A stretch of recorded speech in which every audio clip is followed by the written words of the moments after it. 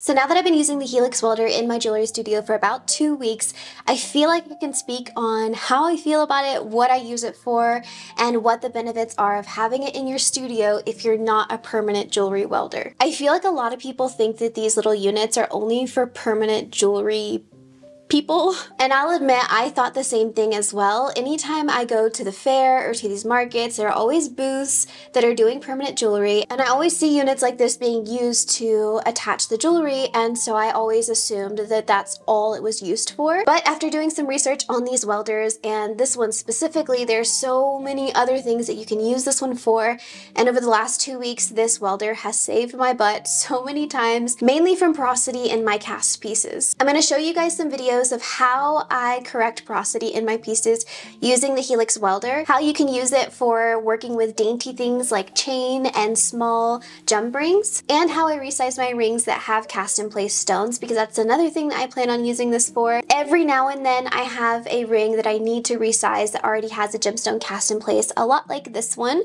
where I wouldn't want to reheat the piece and risk damaging the stone. And so I'm going to show you guys in this video how I do all of those things. I think it's important to know that yes, this unit is expensive, but it is right on par, if not a little bit cheaper, than all of the other arc welders that are out there. I looked and everyone offers like different packages, but it's pretty much right on par, if not a little bit cheaper. Another thing, talking about price with these welders, this welder comes with a 3-year warranty or 1,000 welds, whichever comes first, which I think is a really good benefit, especially when you're paying for something that's this expensive. Not all tools that are in this price range come with a warranty that you don't already have to pay for, so I really do think that that's a big deal. And then also, Pepe Tools offers a 7-day-a-week technical support team, so if you're having trouble using it or if you don't know how to use it, hopefully this video can help you. But it is pretty intuitive, but it is a little hard, or like, I guess you don't know how many jewels you need for certain projects. You kind of have to play around. But if you ever did have trouble, at least you know that there is a technical team 7 days a week that can help you with your units. So there is a lot more that you get in that price than just the welder itself, so that's something to consider. Another thing that I think that sets the unit apart is that it's a digital screen. I've seen a lot of these arc welders that have a knob on them, and so you don't really know how many joules you're giving to your project. And having used it now, every single joule that you jump up, I know matters a lot. And so you don't want to be working on something dainty and blast a hole through your metal, so it is really important to know what joule you're using, and so that digital display is really nice. It also comes with an electrode sharpener if you get the right package. I believe that package costs about $1,900, which is still in the range of other ones. It comes with an electrode sharpener, which is really nice because that electrode sharpener does need to be sharpened with every like few uses. I feel like mine needs to be sharpened probably right now, and I'll probably do that here so you can see how to do it.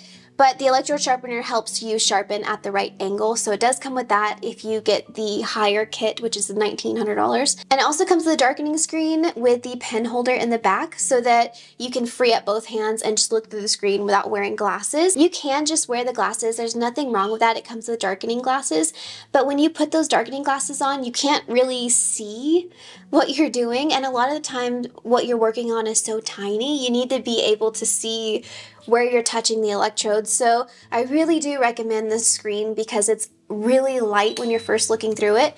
You can see where you're putting your electrode, and then as you start to arc it, it gets dark. So once the flash comes, it darkens the screen. So I really do recommend getting the screen and the electrode sharpener. You can get the whole package in one. The welder also can run on argon gas, but it also doesn't have to. So if you don't want to use argon gas, you don't have to. If you want to, you can. It pretty much gives you a cleaner weld. Whenever you weld with argon gas, you can hear it coming out of the nose of the electrode, and it pretty much just creates a better weld with less oxidation and a stronger weld. I need to put some threading tape on my threads because every time I go to open the can and it goes through the regulator, I can hear it seeping out. So I need to fix that. But anyway, let's go into the first project, which is going to be resizing the ring. I'm going to cut this ring right down the middle, and then we're just going to weld it back together and see how the joint comes up. And then we're going to fix the porosity, on a necklace, which also had a cast in place stone, which if I had that porosity before having this welder, I would have had to add metal and solder it, and I could have damaged that stone. So you'll get to see how that works. I forgot to say that obviously this video is sponsored by Pepe Tools. They were very, very kind to send this Helix welder over to me so that I could use it and review it and give my honest opinion. So thank you, Pepe Tools. If you've been interested in how these work and what they're good for outside of permanent jewelry, then you're at the right video, and let's get into resizing this ring.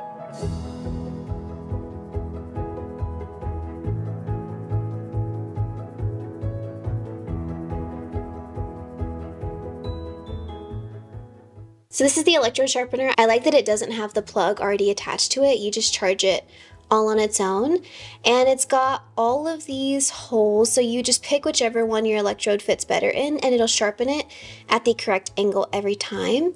And it's got the little disc inside, and it comes with spare discs as well. I need to make it a bit longer, so we're gonna open this up. It just pops right out. It's not a twisty top, I always forget that. So I'm just gonna pull it out a little bit. So the 1.6 is the right size, so we're gonna stick it in there. And you can see it come in through the top. And you just want to roll it around.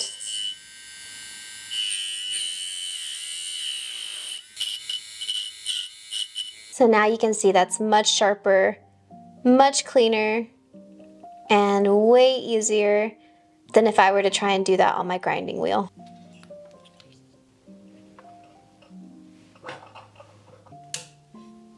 So for something like resizing a ring, I'm gonna wanna fuse the metal first before I start adding extra metal. So I'm gonna go at about 7 joules. And then once I go and I add my extra silver, then I'm gonna go up to 14 joules. First we need to cut the ring, so I'm gonna use my jeweler saw just so it's a nice clean cut. I think I have a good blade on here. I don't think that really constitutes good, but it'll do. I don't feel like changing it.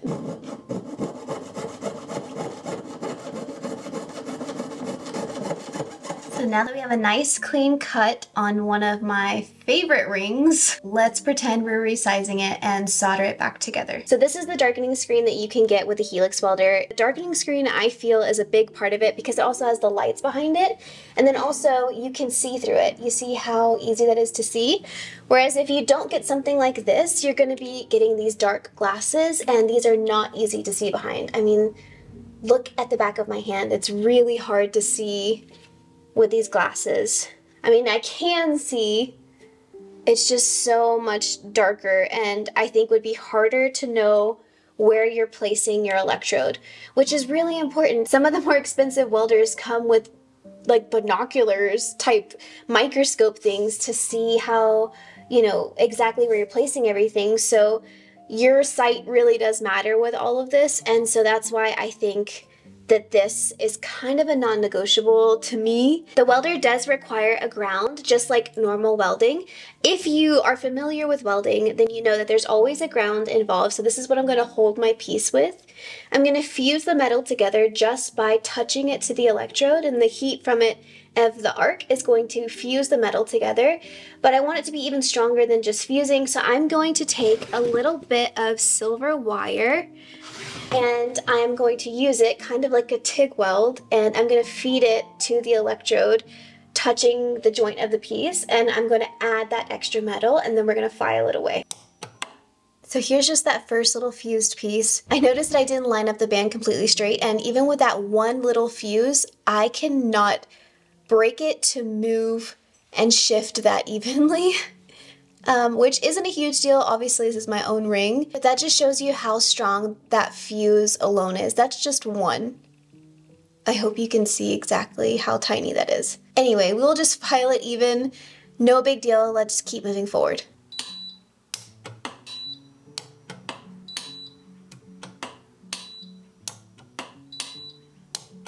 I'm going to take the little brush that came with and take away some of the soot. I'm not using argon gas with it right now because, like I said, I need to seal up my tank. It's going to look ugly before it looks better, trust me. Just like most soldering jobs, once you file it all down, it looks way better. So the joint is really nice and strong. That is not going anywhere whatsoever. Now let's add some extra metal so we don't have any dips in the ring. I'm gonna turn this up to 14 joules so that I have the right power to add this extra metal. A lot of the learning with this tool is finding the right power. I'm at 14 joules and that was the perfect amount of power to blast that little piece of silver and melt it right into that crack. So I'm gonna hit it one more time and then I'm gonna break this off and just add it along the joint as I go.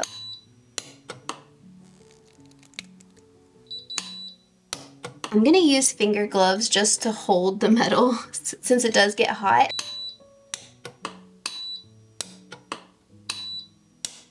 Once you have your metal attached, you want to make sure you put your electrode right on top of that little bead so that it can flatten it out into a little puddle. Okay, I don't know if you can see that. I just wrapped that wire around the ring, just around the joint so that it's easier for the wire to hang on. I'm having a lot of trouble holding it in one hand and then applying the welds. This way I can just weld the wire parts that I need to and then clip the rest off and file it down.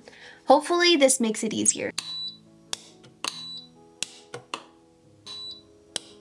I want to make sure that the extra metal really gets down in there, and so I'm putting the electrode right on top of that excess metal and just pushing it deeper down in there.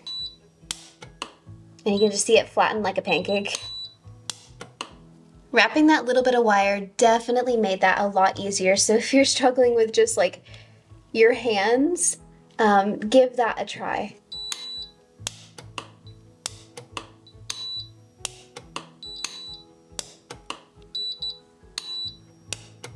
So this is what it looks like after adding all the extra metal. It looks really messy and that's totally fine, but we've got the extra metal welded on the inside of the ring. I'm at 15 joules for this, but that's what you want, is you want a little bit of extra metal piled on top because you're just gonna file it away.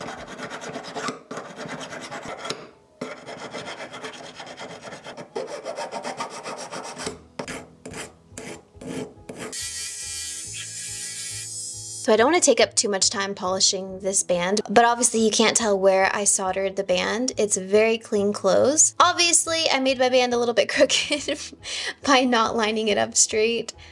I don't think I've ever done that before, but at least it's my own ring. But it worked perfectly. So on the edges, underneath the band looks nice and clean, and most importantly, the stone is protected. So what we learned from resizing a ring was 7 joules at first and then 15 joules second, and that it helps to wrap your wire around your ring so that you don't have to try and hold it with one hand and then hold the wire with the other. It helps a lot to just wrap it. The next piece that we're going to work on is the Blanca necklace. When I cast this necklace, it had a piece of porosity right at the, it had a porosity hole at the very bottom. With that one, it's a lot easier to fill because you can just take the end of your wire or find a piece of wire that fits in the porosity hole and stick it inside and then blast it with your 14 or 15 joules. So let's watch how we do that. So I have the Helix set with 7 joules and I do have it running with the argon gas right now. So the first thing I'm going to do is I'm going to zap the hole just to collapse that bit of porosity, and that way we can go in and fill it with some metal. If you don't do that first, then when you go and you weld some metal over it and then you file it back down, the hole is still going to be under there. It does make the hole way bigger, but that's what you want. You want to see the truth.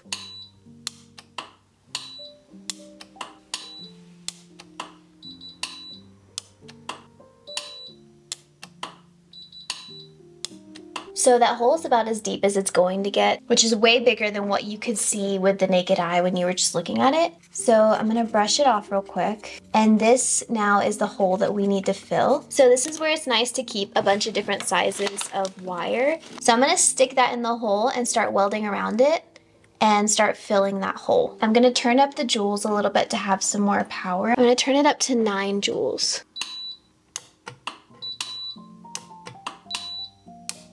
I'm gonna turn it up to 10 because I don't think it really melted that metal in there. This is something that you really have to just play with. I'm gonna turn it up to 12. It's melting it, but it's not pushing it into the hole. So I'm gonna go a little bit more powerful and go on top of the wire. So now that I have the wire welded on, it looks like a complete mess, I know. But now I'm gonna clip it off just so the wire's not in the way. And I'm gonna crank it up a little bit, and I'm gonna point the electrode right down at the top of the extra metal, and that is going to spread it out and make it easier to file and make sure it fills that hole.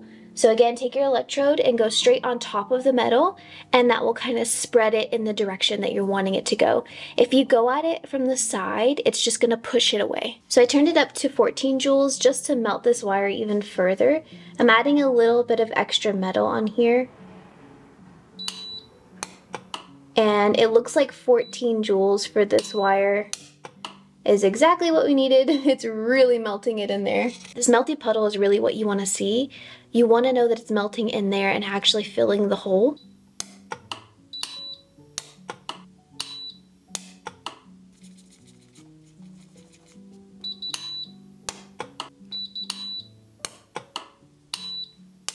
Okay, so this is how much metal you want to see in that hole. I know it looks so messy, but all of that extra metal is just going to get filed away, and then those holes will be gone.